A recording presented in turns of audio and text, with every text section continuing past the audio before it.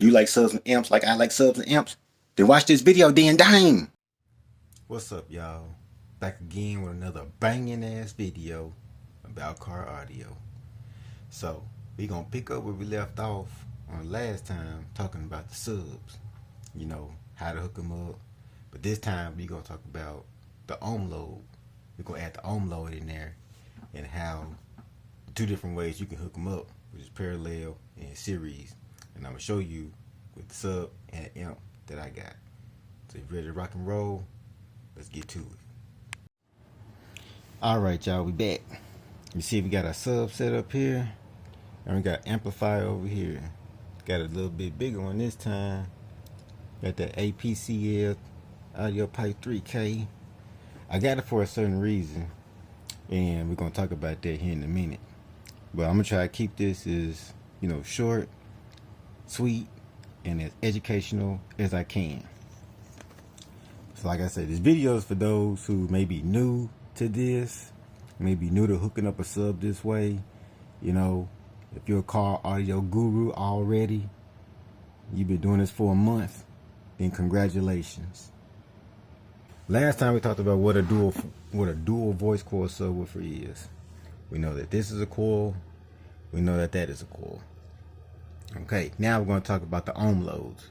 I'm going to add the ohm load. 9 times out of 10, when you buy your sub, you will get a dual 4 ohm voice coil sub, unless you know you're getting a dual 1 or a dual 2. But across the board, 9 times out of 10, you're going to get a dual 4.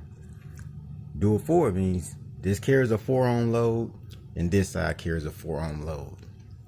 Okay, so you got 4 ohms here, you got a 4 ohm there. That's the load that those coils have on the sub. Okay, so if you were wiring one side up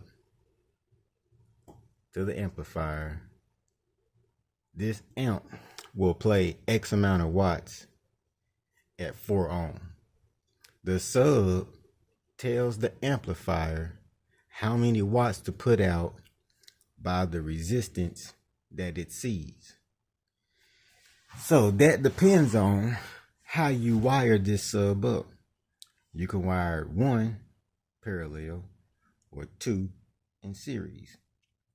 Okay, we're going to do parallel first since it's the easiest to understand.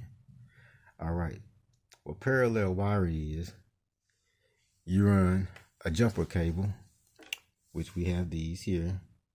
They're 8 gauge jumpers, which is what you would normally want to use for subs, which is what across the board most base heads use, 8 gauge wire. So you're going to take a wire, you'll put in the positive here, and on around the other side, you're going to put another positive. Do the same for the negative. Now, negative here and the negative there. Going to wire those up such as such. So I'm going to put this down and stick it in there like that. Wrap this around that motor. Come to the other side. Place that wire in there. You're going to take your negative cable, put it in here on that side. You're going to come around here. Go from the bottom and make your wire in there like so. So when you're done, your sub's going to look like this.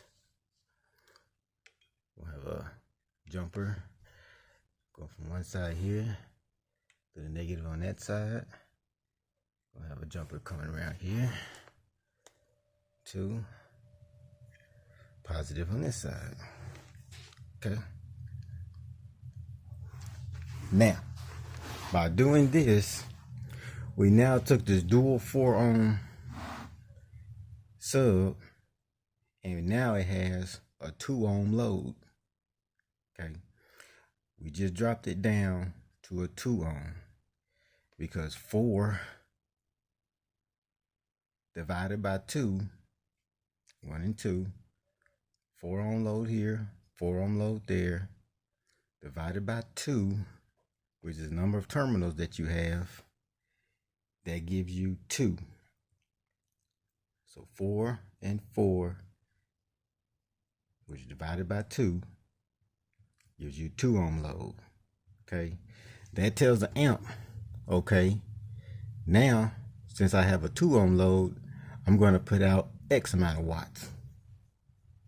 And now the sub, since you lowered the ohm load, is going to put out more watts.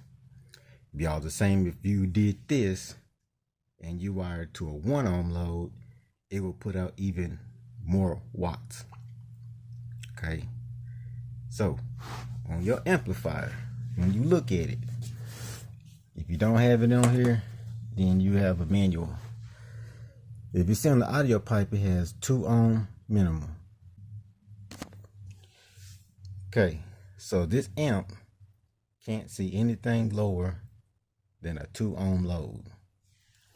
So since we have this dual 4 ohm sub wired in parallel that drops the ohm loads down to 2 ohms, so now this amp will play X amount of watts at 2 ohms. I hope that kind of helps you explain how the wiring works. Okay, the resistance on the sub tells the amp how many watts to put out. It's not the amp is going to put out such and such at whatever you think it is, because you just have it hooked up to one terminal. Okay, so you may think that if I hook this amp up to this sub, hook it up here, it's going to play 3,000 watts.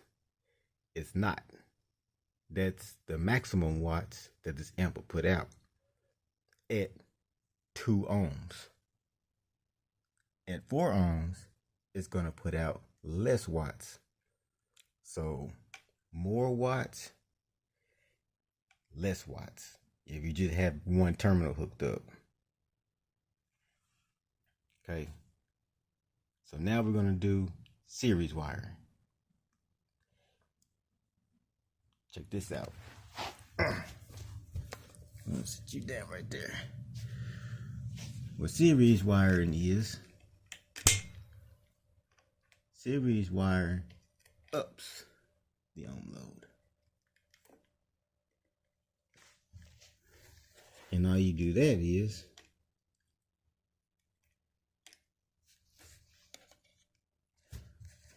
then you'll have one of these go in there. Okay. Now, what we did here for series wiring, we took the negative on this side, came around and hooked it to the positive on this side. That little move right there just raised the ohm load on this dual 4. So now it'll play at an 8 ohm load. So now it's telling the amp, hey, at 8 ohms, play this many watts. The sub will play X amount of watts at 8 ohms because of the way that you change the wiring up on it. Okay, so what you would do with that is you would bring this positive around, wire to your amplifier, and then, well, this is actually on the negative. Yeah, I put that positive negative wire, but you actually bring this around to the negative on the amp, and then use this positive to run it into the positive of the amplifier. Get this out the way. So now you would run one wire from this terminal to your amp and one wire from your terminal here to your amp. And that's a series wiring. So parallel lowers the ohm load so that your amp can play at the lowest impedance. Series, which is what we just did here, raises the ohm load so that it plays at a higher load.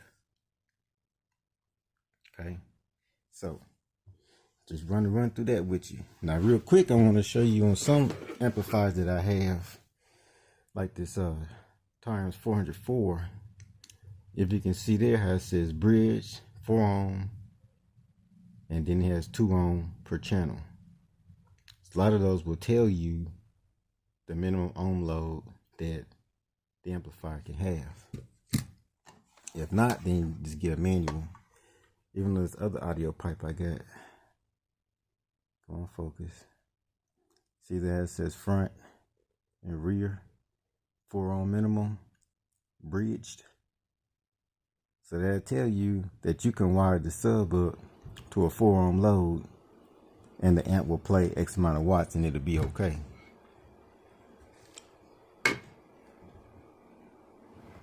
What's up, y'all? I hope this video was helpful to somebody out there, you know, to understand how to use your subs, you know, the terminals, different ways to wire them. And I know there's other videos out there that may be, you know, more technical and may go a little bit more in depth with it. But I speak to the everyday common base head, you know, those who maybe just coming into the game, maybe get your first system, or maybe just something you just don't know, you know. And we're going to be covering a lot more, a lot of different brands of amps and subs and stuff like that. So if you like this kind of content, like and subscribe for. We're going to be doing a whole bunch of other things. We'll give you some in-depth stuff just on about me and whatever. So shoot, that's about it. You like what you see? Hit that button, man. Come on back. We got you.